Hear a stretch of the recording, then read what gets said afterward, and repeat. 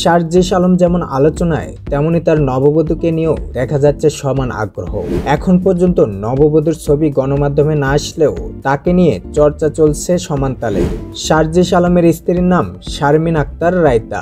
তার বয়স 18 বছর। তিনি একজন কোরআনের হাফেজা। তিনি সবসময় পর্দা মেনে চলায় মিডিয়ায় তার কোনো ছবি প্রকাশ পায়নি। এক বোন ও 2 ভাইয়ের মধ্যে শারজিস আলমের স্ত্রী রায়তা সবার বড়। বরগুনা সদর উপজেলার 2 নম্বর গৌরীচন্না ইউনিয়নের লাকুরতলা গ্রামের ব্যারিস্টার লুৎফর রহমানের মেয়ে তিনি।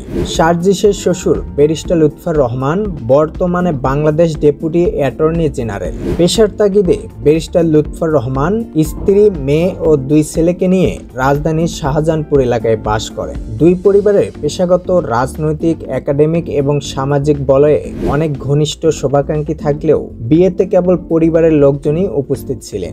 বিশেষ কিছু সীমাবদ্ধতা এবং নীতিগত কড়াকড়ির কারণে সবাইকে নিমন্ত্রণ করা হয়নি।